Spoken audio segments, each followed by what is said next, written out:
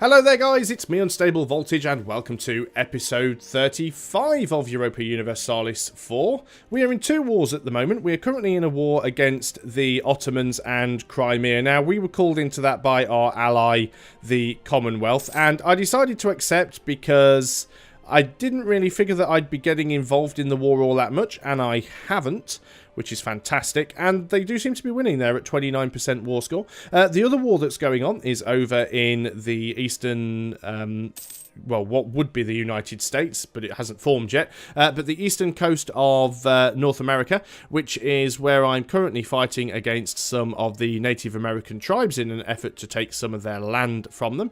We're going to try and grab as much as possible. Colonies, we're actually a little bit short on colonies at the moment. Why aren't we using all of our colonists? I picked a guy up down here. Did I actually send him up north? I did. He's no longer down here. I can see that it would certainly appear that Colonial Antilles is fighting against the Castilian West Indies. Hopefully those our guys will win. We do have a much bigger stat there. They should be okay. Hopefully they'll go and sort that out. Also, didn't see this going on, look, but Castile is actually colonising Florida, which is a little bit annoying, but we will work our way down there. And like I said, at some point we are going to be going to war with Castile. They just don't know it yet, so we'll wait for that one. We're still going to grab as much up here as we can. We also notice up here that we have wow, Huron are actually up here attacking us. How did they get their guys all the way up there? That is truly amazing. Well, these are colonial regions, so it doesn't bother me all that much, and I'm going to take their provinces from them. Also notice that Great Britain have settled up here as well. So yeah, we are starting to get a few people show up. Now that Huron army is actually quite big. I need to keep my eye on those, but we'll cancel that for now. We'll just take a white piece later on if we need to. How is that rebel uprising going? Because of our superior strength and unmatched leadership, we have assumed leadership in the war against Castile and the Castilian West Indies. Oh, great. So we're now actually in a war with Castile. That is absolutely fan-freaking-tastic. Oh, well, we'll sort that out in a moment. We'll carry on with these guys over here. You're not a colony anymore. You're not a colony. You're a colony. You're a colony. So let's go ahead and grab this one because it has a tax base of 4. Send colonist. You can get yourself over there. We're in 3 wars now. The amount of effort I go through in this game to try and assure that we don't end up in wars, and now we're in 3 of them. So we are now in a very unexpected war against Castile. We're going to have to move all of our units together and just try and avoid what's going on over here. We've got native uprising. That should be fine. We should be able to deal with that, and indeed we can. Not sure that we... Are we actually making any progress on this siege at all? Tiny, tiny little bit. I'm going to pull my leader from this siege. It's not actually going to let me pull my leader from there because he's not in home territory, is he? That is really annoying. Let us split off a new army. We're going to move everybody across with the exception of 1 unit. And in fact, we'll keep... whoops, let's get that right. Move everybody across with the exception of 1 infantry unit. So this infantry unit should retain the general. No? Is it the other one that's retaining the general? Always does it the wrong way around. Okay, let's try that again. Split off 1 unit. Select this army. You still don't have the general. I just want a unit with the general. This unit.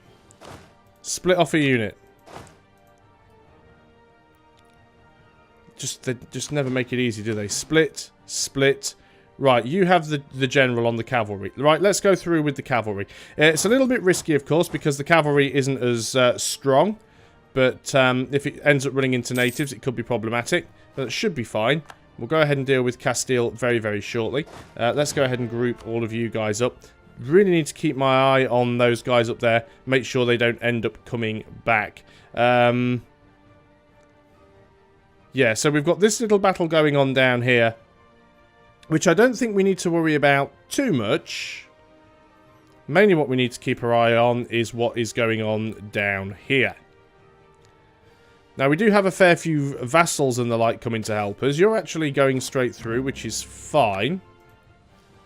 So, Castile hasn't directly attacked us there. Let's go ahead and group you guys up in Perigord. You guys can come down here.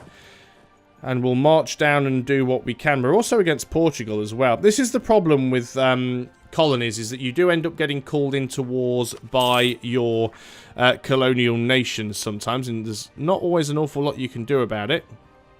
There's a very good chance that Finisterre is going to pop because we are not finished that religious conversion yet. How long is that going to take?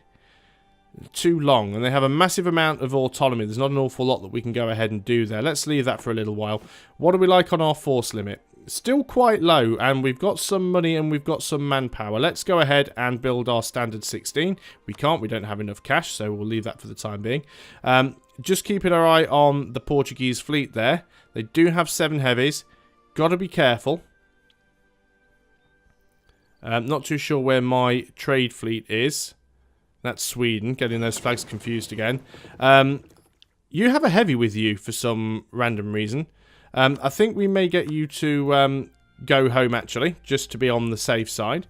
We'll try it and do as much as we can to win this war. Castile are black flagged. You are a group that is too big. Can we assign a leader to one of you guys yet? Yes, you have got back where you need to be. Okay, that's a really bad spot for you to be in, but let's see how much damage we can do to the Castilian army. We have to repay a loan. Let's go ahead and do that because I'd sooner not have all these loans on. Ports are being blockaded. That is fine. You guys are still black flagged. We're sending in a significant army in there. But there again, so are Castile and Portugal. Switzerland are coming to help. They're also going to get another massive stack here because they've managed to get into their own territory and reinforce. That's really, really nasty. We have got the terrain penalty because we're fighting in the mountains. Castile are also getting the superior rolls. They are bringing in some more units. They are taking heavy losses. There again, so are we. Both rolled a 9, that didn't help. We rolled a 9, we rolled an 8. Yeah, it looks like they're going to win this one just, which is very, very unfortunate. And we actually lost that one, which is very, very disappointing. Shouldn't have attacked them in the mountains. Totally my own fault. We are going to go ahead and... We can't even get more troops at the moment. We are technically still winning the war, though. Could we potentially piece out of it? I don't really need to take anything from them. What is this actually for? Barocca becomes part of France. Baracoa. Where is Baracoa? Is that random province here? Yes. 2% war score, but they wouldn't accept. Need at least 1 positive and currently have -4. We may be able to grab that at some point, actually. So, I'm not going to worry about that too much. Just keeping my eye on these guys over here. They don't appear to be doing an awful lot. That's fine. You're still not willing to peace out, I'm relatively certain. Well, you are willing to peace out, but you're not willing to peace out and be full annexed. How much more do we need? Yeah, we're never going to get that with you unless we go ahead and win these fights. What if we don't want the full annexation? What if we just want you to...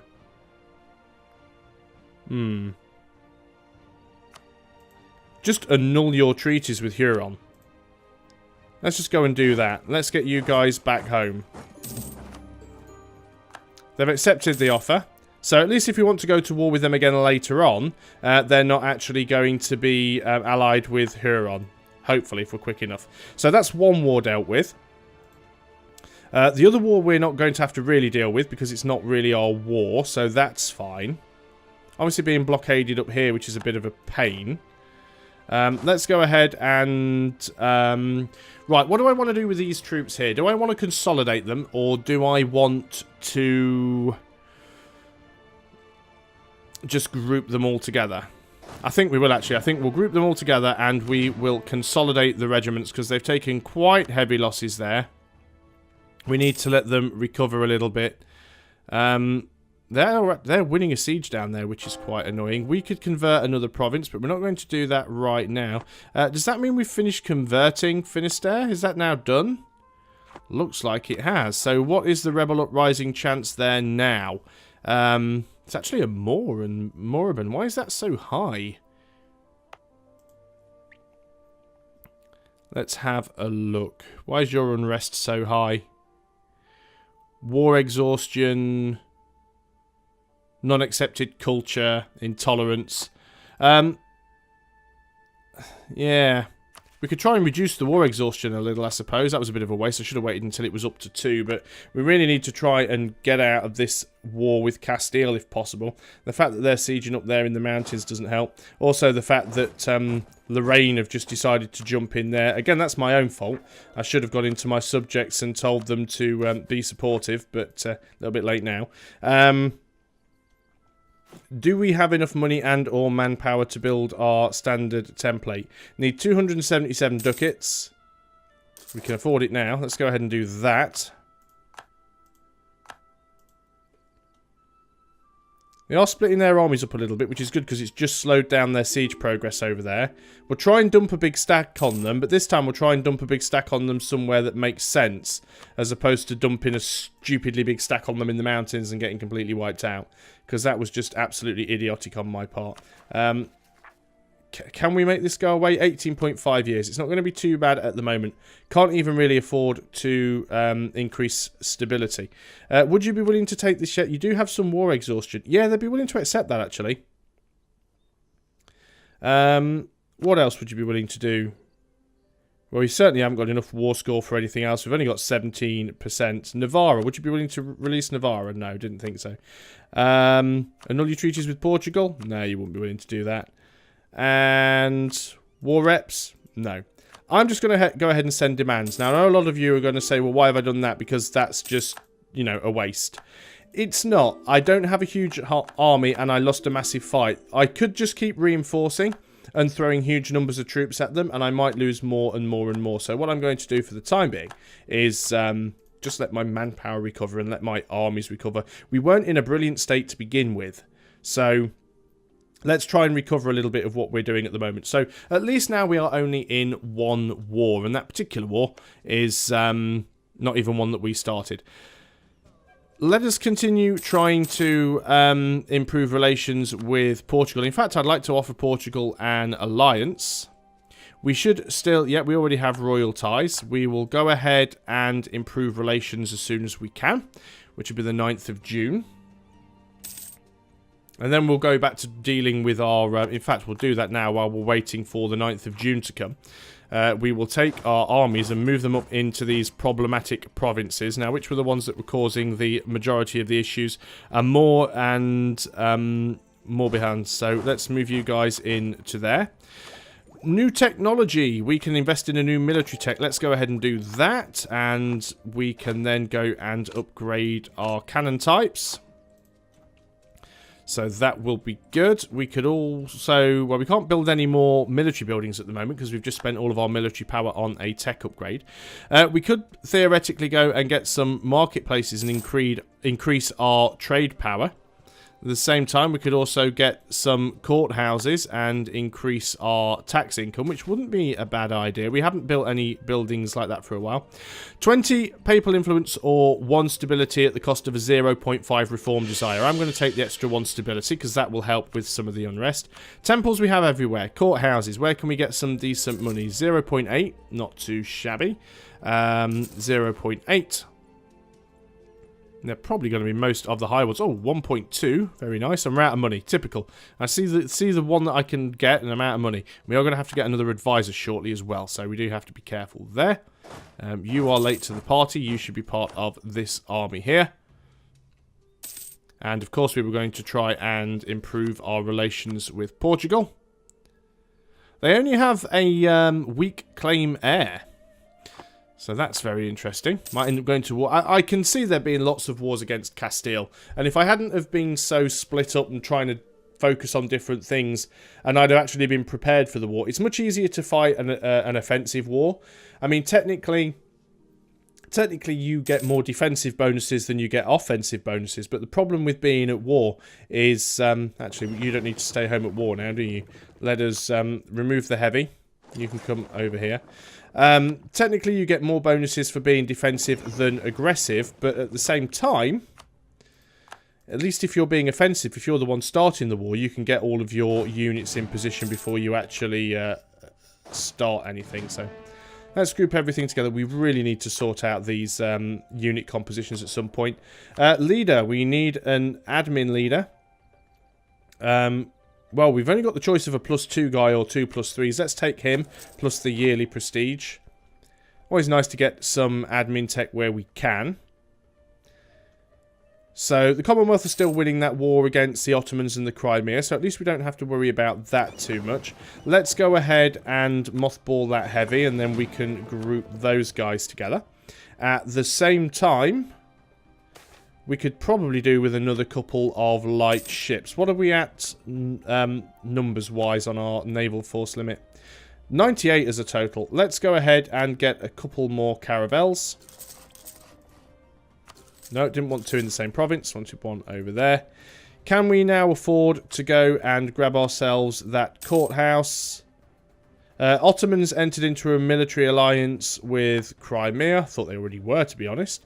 Where did I see the one that was worth quite a lot? Savoy, there we go. Let's go ahead and get that.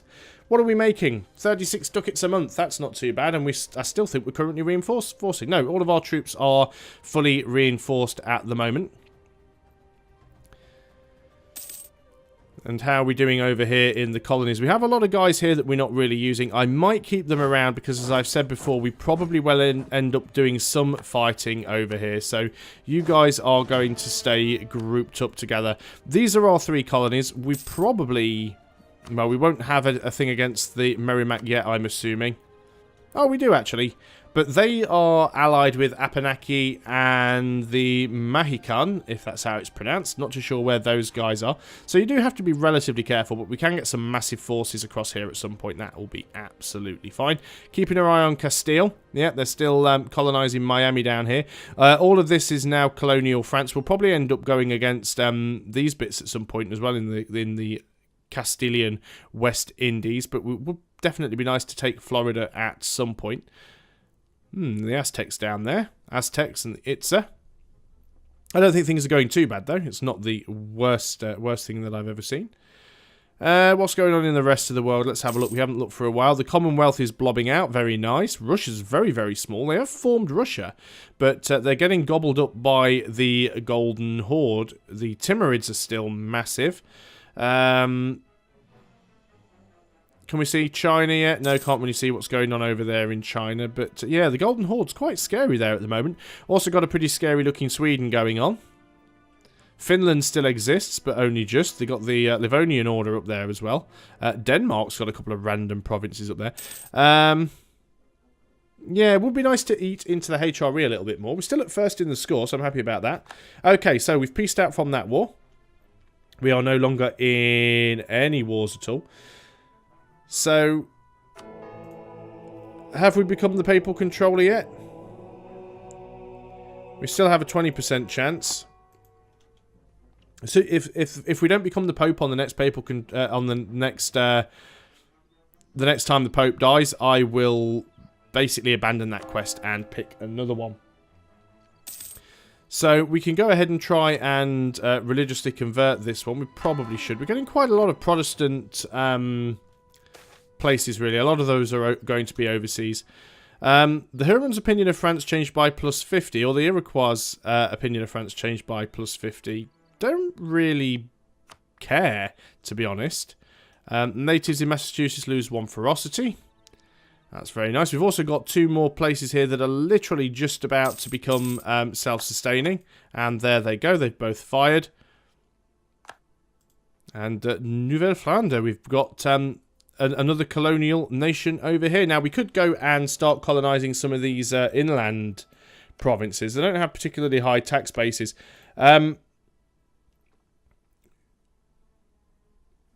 Grabbing the ones that are coastal still makes the most sense. And the reason for that is if you actually grab a coastal province, then somebody else can't land there. So it does make things a little bit easy.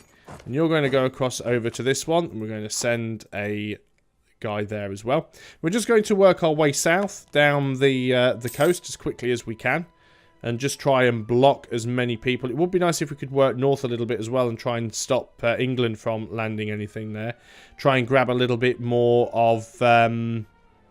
let's see, England's just popped up another colony right there in front of my eyes. Trying to remember what this part of Canada's called, and it's completely gone out of my head at the moment. Cannot remember. There's the Hudson Bay. Hudson Bay. No, it's completely gone out of my head. Completely.